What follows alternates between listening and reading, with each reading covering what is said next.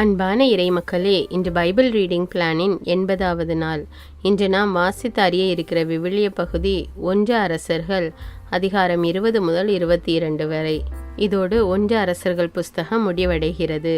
சமாரியா அரசன் ஆகாபு இஸ்ரேலில் அவனுடைய அரண்மனை பக்கத்தில் இருந்த திராட்சை தோட்டத்தை அபகரித்து கொள்ள திட்டமிட்டான். அது நாபோத்துக்கு சொந்தமானது. அவனிடம் அதை வெள்ளி காசுகளுக்கு விற்றுவிடுமாறு கேட்டான். ஆனால் நாபோத்து, இது என் மூதாதையருடையது, அதனால் இதை நான் விற்க மாட்டேன் என்று கூறினான். உடனே ஆகாபின் மனைவி இசபெல் பல சூழ்ச்சிகள் செய்து நாபோத்தை கொன்றுவிட்டு அந்த திராட்சை தோட்டத்தை ஆகாபுக்கு உரிமையாக்கி கொண்டாள். இதன் பொருட்டு ஆண்டவர் ஆகாபின் மீதும் இசபெல் மீதும் தண்டனை வர செய்தார். இன்று நாம் 1 அரசர்கள் அதிகாரம் 20 முதல் 22 வரை வாசித்து முழுமையாக அறிந்து கொள்வோம். 1 அரசர்கள் அதிகாரம் 20. சீரியாவுடன் போர். சீரியாவின் மன்னன் பெனதாது தன் படை முழுவதையும் திரட்டி கொண்டு 32 மன்னர்களோடு சேர்ந்து குதிரைகளோடும் தேர்களோடும் சமாரியாவை முற்றுகையிட்டு தாக்கினான். அப்போது நகருக்குள் இருந்த இஸ்ரேலின் அரசனான ஆகாபிடம் தூதனுப்பி, பெனதாது கூறுவது இதுவே: உன் வெள்ளியும் பொன்னும் என்னுடையவை, உன் மனைவியரிலும் புதல்வியரிலும் சிறந்தவர் என் உடைமை ஆவர் என்று சொன்னான். இஸ்ரேலின் அரசன், மன்னரே, என் தலைவரே, உமது வார்த்தையின்படி அடியேனும் என் உடைமைகள் யாவும் உம்முடையவையே என்று பதிலளித்தான். அத்தூதர்கள் மீண்டும் வந்து, பெனதாது கூறுவது இதுவே: உன் வெள்ளியையும் பொன்னையும் உன் மனைவியரையும் புதல்வியரையும் என்னிடம் அளித்துவிடு என்று நான் முன்பே உனக்கு சொல்லி அனுப்பினேன். அவ்வாறே நாளை இந்நேரம் என் அலுவலரை உன்னிடம் அனுப்புவேன். அவர்கள் உன் அரண்மனையையும் உன் அதிகாரிகளின் மாளிகைகளையும் சோதித்து உன் பார்வையில் விலை மதிப்புள்ள அனைத்தையும் கைப்பற்றி எடுத்து செல்வார்கள் என்று சொன்னார்கள்.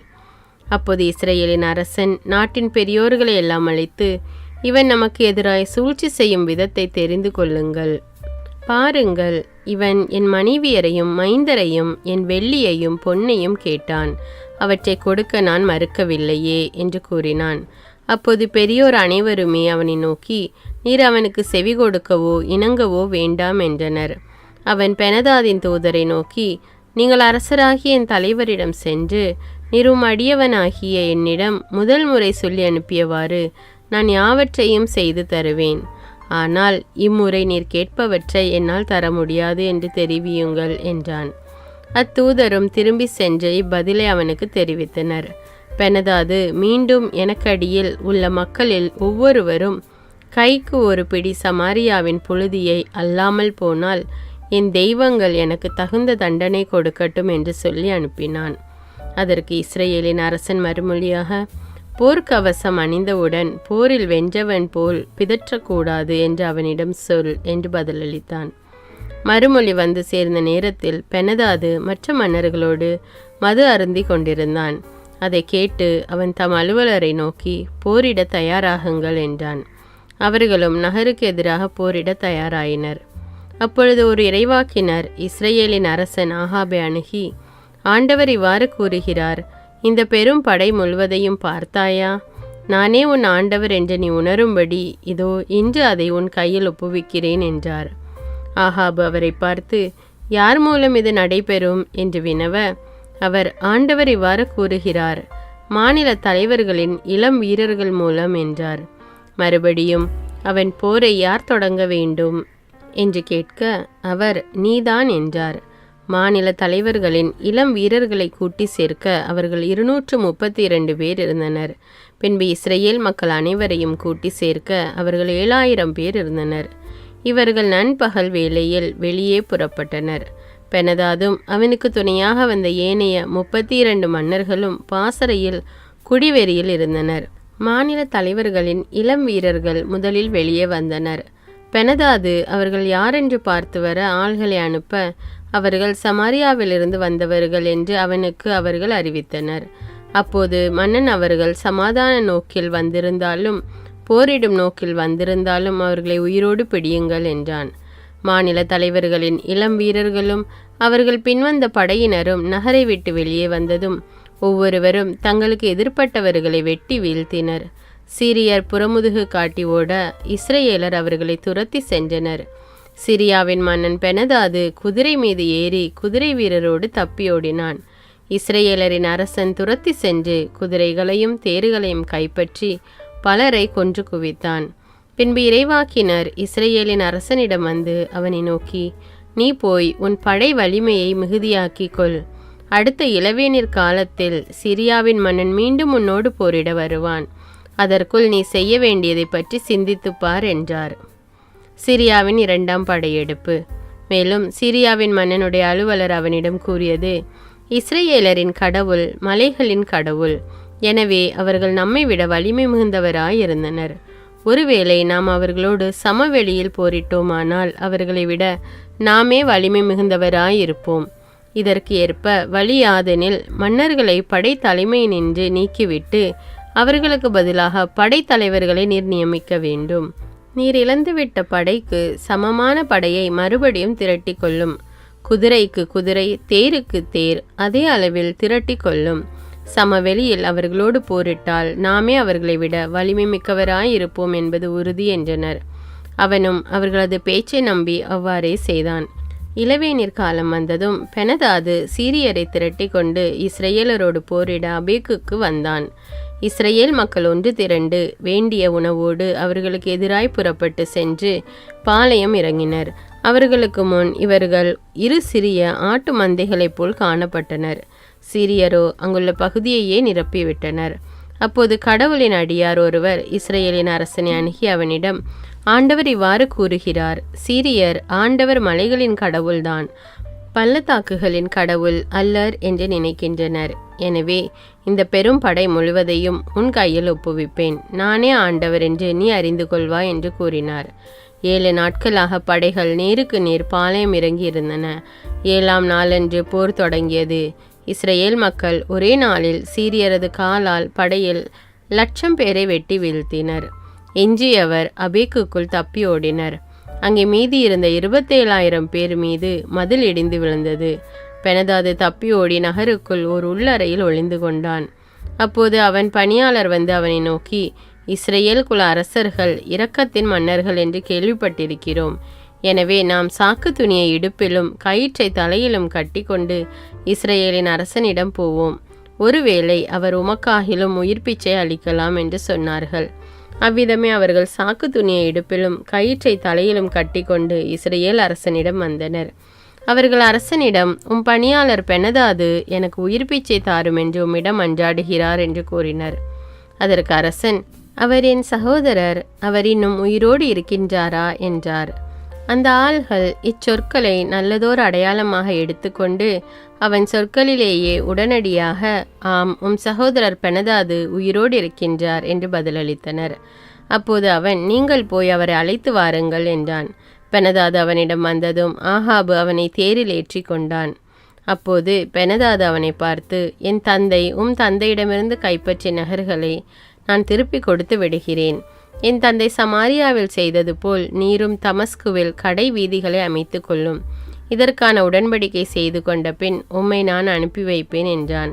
அப்படி ஆகாபு அவனோடு உடன்படிக்கை செய்து கொண்ட பின் அவனை அனுப்பி வைத்தான். ஆகாபு கண்டிக்கப்படுதல். இறைவாக்கினர் குழுவை சார்ந்த ஒருவர் ஆண்டவரின் வாக்கிற்கிணங்க தம் தோழன் ஒருவனை நோக்கி, என்னை அடி என்றார். அவனோ அவரை அடிக்க மறுத்துவிட்டான். அவர் அவனை பார்த்து, நீ ஆண்டவரின் கட்டளைக்கு கீழ்ப்படியாமல் போனதால் நீ என்னை விட்டு அகன்றவுடன் ஒரு சிங்கம் உன்னை அடித்து கொள்ளும் என்றார். அவ்வாறே அவன் அவரை விட்டு செல்கையில் ஒரு சிங்கம் அவனை கண்டு அடித்து கொன்றது. அதன் பிறகு அவர் வேறொருவனை நோக்கி, என்னை அடி என்றார். அம்மனிதனோ அவரை காயமுற அடித்தான். அவ்விரைவாக்கினர் அங்கிருந்து சென்று தம் கண்ணை கட்டிக்கொண்டு மாறு வேடத்தில் அரசனுக்காக வழியில் காத்திருந்தார். அவ்வழியே அரசன் வந்தபோது அவர் அரசனை அழைத்து, அடியான் போர்க்களத்தினுள் நுழைந்தபோது ஒருவன் திரும்பியனிடம் ஓர் ஆளை கொண்டு வந்து, இம்மனிதனை காவல் செய், அவன் தப்பி ஓடினால் அவன் உயிருக்கு ஈடாக உன் உயிரையோ 40 கிலோ நிறையுள்ள வெள்ளியையோ கொடுக்க வேண்டும் என்றார். அடியான் இங்கும் அங்கும் வேலையாயிருந்தபோது அவனை காணவில்லை என்றார். இஸ்ரேலின் அரசன் அவரை பார்த்து, உன் தீர்ப்பை நீயே உனக்கு அளித்து விட்டாய் என்றான். உடனே அவர் தமது கண்கட்டை அவிழ்த்து கொள்ளவே இஸ்ரேலின் அரசன் அவர் இறைவாக்கினருள் ஒருவர் என்று அறிந்து கொண்டான். அப்போது இறைவாக்கினர் அரசனை நோக்கி, ஆண்டவர் இவ்வாறு கூறுகிறார், சாவுக்கு குறிக்கப்பட்டவனை நீ உன் கையில் இருந்து தப்பி போகும்படி செய்ததால் அவன் உயிருக்கு பதிலாக உன் உயிரையும் அவன் மக்களுக்கு ஈடாக உன் மக்களையும் எடுத்துக்கொள்வேன் என்றார். இஸ்ரவேலின் அரசனோ ஆத்திரமும் கோபமும் கொண்டவனாய் அரண்மனையை நோக்கி புறப்பட்டு சமாரியாவுக்கு சென்றான். 1 அரசர்கள் அதிகாரம் 21. நாபோத்தின் திராட்சை தோட்டம். இவற்றுக்கு பின் நிகழ்ந்ததாவது, இஸ்ரவேலனாகிய நாபோத்துக்கு இஸ்ரவேலில் சமாரியா அரசன் ஆகாபின் அரண்மனை அருகில் ஒரு திராட்சை தோட்டம் இருந்தது. ஆகாபு நாபோத்திடம், உன் திராட்சை தோட்டம் என் அரண்மனை அருகில் இருப்பதால் நான் அதை காய்கறி தோட்டமாக்கும்படி என்னிடம் கொடுத்துவிடு. அதற்கு பதிலாய் அதைவிட நல்ல திராட்சை தோட்டத்தை உனக்கு தருவேன். உனக்கு விருப்பமானால் அதன் விலையை வெள்ளியாக தருகிறேன் என்றான். அதற்கு நாபோத்து ஆகாபிடம், என் மூதாதையரின் உரிமை சொத்தை நான் உமக்கு கொடாதவாறு ஆண்டவர் என்னை காப்பாராக என்றான். என் மூதாதையரின் உரிமை சொத்தை உமக்கு கொடுக்க மாட்டேன் என்று இஸ்ரவேலனாகிய நாபோத்து தன்னிடம் சொன்ன வார்த்தைகளை முன்னிட்டு ஆகாபு ஆத்திரத்துடனும் கோபத்துடனும் தன் அரண்மனைக்கு வந்தான். முகத்தை திருப்பிக் கொண்டு தன் கட்டிலில் படுத்து கிடந்தான். உணவருந்த மறுத்துவிட்டான். அப்போது அவனுடைய மனைவி இசபேல் அவனிடம் வந்து, நீர் ஏன் மனம் சோர்ந்திருக்கிறீர்? ஏன் உணவருந்தவில்லை என்று அவனை கேட்டாள். அதற்கு அவன் அவளிடம், நான் இஸ்ரவேலனாகிய நாபோத்திடம் பேசினேன். உன் திராட்சை தோட்டத்தை அதற்கான வெள்ளிக்கு எனக்கு கொடுத்துவிடு. உனக்கு விருப்பமானால் அதற்கு பதிலாக வேறு திராட்சை தோட்டத்தை தருவேன் என்றேன். அதற்கு அவன், என் திராட்சை தோட்டத்தை உமக்கு தரமாட்டேன் என்று சொல்லிவிட்டான் என்றான். அப்போது அவன் மனைவி இசபேல் அவனை நோக்கி, இஸ்ரவேலின் அரசராகிய நீர் இப்படியா நடந்து கொள்வது? எழுந்திருந்து உணவருந்தி மனமகிழ்வாயிரும். இஸ்ரவேலனாகிய நாபோத்தின் திராட்சை தோட்டத்தை நானே உம்மிடம் ஒப்படைக்கிறேன் என்றாள். எனவே அவன் ஆகாபின் பெயரால் மடல்கள் எழுதி அவற்றில் அவனது முத்திரையை பொறித்து அம்மடல்களை நாபோத்துடன் நகரில் குடியிருந்த பெரியோருக்கும் உயர்குடி மக்களுக்கும் அனுப்பினாள். அம்மடல்களில் அவள், நீங்கள் ஒரு நோன்பு அறிவித்து நாபோத்தை மக்கள் முன்னிலையில் அமர செய்யுங்கள். அவனுக்கு எதிராய் இளி மனிதர் 2 ஏவி விட்டு, நீ கடவுளையும் அரசரையும் பழித்துரைத்தாய் என்று அவன் மீது குற்றம் சாட்ட செய்யுங்கள். பின்னர் அவனை வெளியே கொண்டு போய் கல்லால் எறிந்து கொன்று போடுங்கள் என்று எழுதியிருந்தாள். நாபோத்துடன் அந்நகரில் குடியிருந்த பெரியோரும் உயர்குடி மக்களும் இசபேல் தமக்கு அனுப்பிய மடல்களில் எழுதியிருந்தவாறே செய்தனர். அவர்கள் ஒரு நோன்பு அறிவித்து நாபோத்தை மக்கள் முன்னிலையில் அமர்த்தினர். அப்பொழுது அந்த இளி மனிதர் 2 வந்து நாபோத்துக்கு எதிரே உட்கார்ந்தனர். அந்த இளி மனிதர் மக்களை பார்த்து, நாபோத்து கடவுளையும் அரசரையும் பழித்துரைத்தான் என்று அவன் மீது குற்றம் சாட்டினர். எனவே அவர்கள் அவனை நகருக்கு வெளியே கொண்டு போய் கல்லால் எறிந்து கொன்றனர். பிறகு அவர்கள், நாபோத்து கல்லால் எரியுண்டு மடிந்தான் என்று இசபேலுக்கு செய்தி அனுப்பினர். நாபோத்து கல்லால் எரியுண்டு மடிந்ததை இசபேல் கேட்டவுடன் அவள் ஆகாபை நோக்கி, நீர் எழுந்து சென்று இஸ்ரவேலனாகிய நாபோத்து உமக்கு விற்க மறுத்த அதே திராட்சை தோட்டத்தை சொந்தமாக்கி கொள்ளும். நாபோத்து உயிரோடில்லை, அவன் இறந்து போனான் என்றாள். நாபோத்து இறந்து போனதை ஆகாபு கேட்டு இஸ்ரவேலனாகிய நாபோத்தின் திராட்சை தோட்டத்தை உடைமையாக்கி கொள்ள புறப்பட்டு போனான். அந்நேரத்தில் திஸ்பெயரான எலியாவுக்கு ஆண்டவர் உரைத்த வாக்கு, நீ புறப்பட்டு சமாரியாவிலிருந்து ஆட்சி செய்யும் இஸ்ரவேலின் அரசன் ஆகாபை போய் பார். அவன் நாபோத்தின் திராட்சை தோட்டத்தை தன் உடைமையாக்கி கொள்ள அங்கு போயிருக்கிறான். நீ அவனிடம் சொல்ல வேண்டியது, ஆண்டவர் இவ்வாறு கூறுகிறார், நீ கொலை செய்து கொள்ளையடித்திருக்கிறாய் இல்லையா?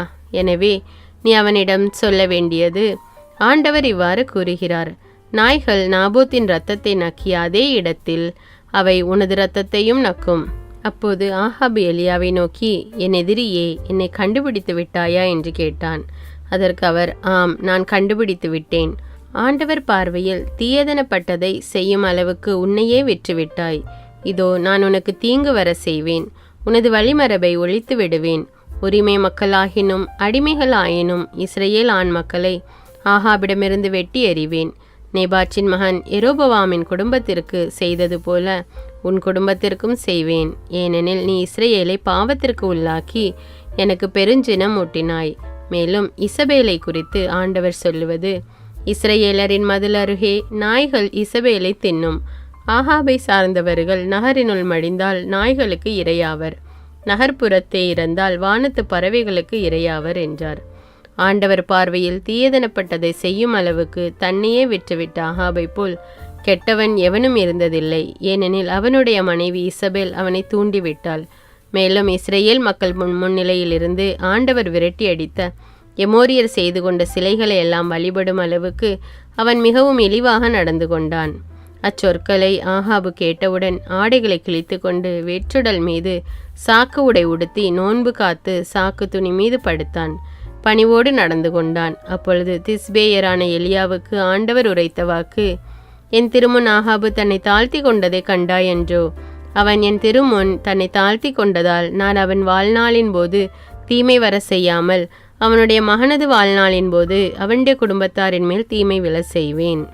1 அரசர்கள் அதிகாரம் 22. இறைவாக்கினர் மீகாயா ஆகாபை கண்டித்தல். 3 ஆண்டுகளாக சிரியாவுக்கும் இஸ்ரேலுக்கும் இடையே போர் எதுவும் நடக்கவில்லை. ஆனால் 3ஆம் ஆண்டில் யூதாவின் அரசன் யோசபாத்து இஸ்ரேலின் அரசனான ஆகாபை காண வந்தான். இஸ்ரேலின் அரசன் தன் அலுவலரை நோக்கி, இராமோத்து கிளையாது நமக்குரியது என்று அறியீர்களோ? ஆயினும் அதை சிரியாவின் மன்னனிடமிருந்து கைப்பற்றுவதற்கு ஏதும் நாம் செய்யாதிருக்கிறோமா என்று கூறியிருந்தான். எனவே அவன் யோசபாத்திடம், இராமோத்து கிளையாதோடு போரிட என்னுடன் வருகின்றீரா என்று கேட்டான். அதற்கு யோசபாத்து இஸ்ரேலின் அரசனை நோக்கி, உம்மை போலவே நானும் தயார், உம் மக்களைப் போலவே என் மக்களும், உம் குதிரைகளைப் போலவே என் குதிரைகளும் என்றான். யோசபாத்து மீண்டும் இஸ்ரேலின் அரசனை நோக்கி, ஆண்டவரின் வாக்கு யாது என்று இன்று நீர் கேட்டறிய வேண்டும் என்றான். அப்பொழுது இஸ்ரேலின் அரசன் ஏறக்குறைய 400 பொய் வாக்கினரை கூட்டி வர செய்து அவர்களை நோக்கி, நான் இராமோத்து கிளையாதின் மீது போரிடப் போகலாமா கூடாதா என்று கேட்டான். அதற்கு அவர்கள், போகலாம், அரசராகிய உம் கைகளில் ஆண்டவர் அதனை ஒப்புவிப்பார் என்றனர். பின்பு யோசபாத்து, ஆண்டவரின் திருவாக்கினருள் ஒருவரேனும் இங்கில்லையா? அவரிடம் இது பற்றி நாம் கேட்டறியலாமே என்றான். அப்போது இஸ்ரேலின் அரசன் யோசபாத்தை நோக்கி, இம்லாவின் மகன் மீகாயா என்னும் ஒருவன் இருக்கிறான். அவன் மூலம் ஆண்டவரை கேட்டறிந்து கொள்ளலாம். ஆனால் அவனை நான் வெறுக்கிறேன். ஏனெனில் அவன் நல்லது என்று தீங்கானதையே எனக்கு இறைவாக்காய் உரைக்கிறான் என்றான். அதற்கு யோசபாத்து, அரசே, நீர் அப்படி சொல்ல வேண்டாம் என்றான். அப்பொழுது இஸ்ரேலின் அரசன் ஒரு அன்னகனை கூப்பிட்டு, இம்லாவின் மகன் மீகாயாவை விரைவில் அழைத்து வா என்றான். இஸ்ரேலின் அரசனும் யூதாவின் அரசன் யோசபாத்தும் சமாரியாவின் வாயில் மண்டபத்தில் அரச உடை பூண்டு தம் தம் அரியணையில் வீற்றிருந்தனர். எல்லா பொய் வாக்கினரும் அவர்களுக்கு முன்பாக வாக்குரைத்து கொண்டிருந்தனர். கெனானாவின் மகன் செதேக்கியா இரும்பு கொம்புகளை செய்து, இவற்றால் நீர் சீரியரை குத்தி அவர்களை அழித்து விடுவீர் என்று ஆண்டவர் கூறுகின்றார் என்றான். அவ்வாறே மற்றெல்லா பொய் வாக்கினரும் வாக்குரைத்து கொண்டிருந்தனர். இராமோத்து கிளையாதை தாக்குவீர், வெற்றி கொள்வீர், ஏனெனில் அரசராகிய உம் கைகளில் ஆண்டவர் அதனை ஒப்புவிப்பார் என்றனர். மீகாயாவை அழைக்க சென்ற தூதன் அவரிடம், இதோ இறைவாக்கினர் அனைவரும் ஒரே வாய்ப்பட அரசருக்கு உகந்ததாகவே இறைவாக்குரைத்து கொண்டிருக்கின்றனர். உம் வாக்கு அவர்களது வாக்கை போல் இருக்கட்டும், அரசருக்கு உகந்ததாகவே பேசும் என்றான். அதற்கு மீகாயா, ஆண்டவர் மேல் ஆணை, ஆண்டவர் என்னிடம் சொல்வதையே நான் உரைப்பேன் என்றார். அவர் அரசர் முன் வந்து நிற்க அவன் அவரை நோக்கி, மீகாயா, நாங்கள் இராமோத்து கிளையாதின் மீது போரிட போகலாமா கூடாதா என்று கேட்டான். அதற்கு அவர், போகலாம், வெற்றி கொள்வீர், அரசராகிய உம் கைகளில் ஆண்டவர் அதனை ஒப்புவிப்பார் என்றார். அப்பொழுது அரசன் அவரிடம், ஆண்டவர் பெயரால் உண்மையை தவிர வேறெதையும் என்னிடம் சொல்லலாகாது என்று எத்தனை முறை உன்னை ஆணையிட வைப்பது என்றான். அதற்கு அவர், இஸ்ரேலர் அனைவரும் ஆயனில்லா ஆடுகளைப் போல் மலைகளில் சிதறுண்டு கிடக்க கண்டேன். அப்பொழுது ஆண்டவர் கூறியது, இவர்களுக்கு தலைவன் இல்லை, ஒவ்வொருவனும் அமைதியாக தன் சொந்த வீட்டுக்கு திரும்பி செல்லட்டும் என்றார். அப்பொழுது இஸ்ரேலின் அரசன் யோசபாத்தை நோக்கி, இவன் நல்லது என்று தீங்கானதையே எனக்கு இறைவாக்காய் உரைப்பான் என்று உம்மிடம் நான் கூறவில்லையா என்றான். மீகாயா மீண்டும் கூறியது, ஆண்டவரின் வாக்கை கேளும், ஆண்டவர் தமது அரியணையில் வீற்றிருக்க கண்டேன். வானக படைத்திரள் முழுவதும் அவர் அருகில் வலத்திலும் இடத்திலும் நின்றனர். அப்பொழுது ஆண்டவர் இராமோத்து கிளையாதை தாக்கி வீழ்ச்சியுறும்படி ஆகாபை தூண்டிவிட கூடியவன் யாரேனும் உண்டா என்று கேட்டார். அதற்கு ஒருவன் ஒன்றை சொல்ல வேறொருவன் வேறொன்றை சொன்னான். இறுதியாக ஒரு ஆவி ஆண்டவர் திருமுன் வந்து நின்று, நான் அவனை தூண்டி விடுகிறேன் என்றது. அதற்கு ஆண்டவர், அது எப்படி என்றார். அப்பொழுது அது, நான் போய் அவனுடைய போலி இறைவாக்கினர் அனைவரின் வாயிலும் இருந்து கொண்டு பொய் உரைக்கும் ஆவியாய் இருப்பேன் என்றது.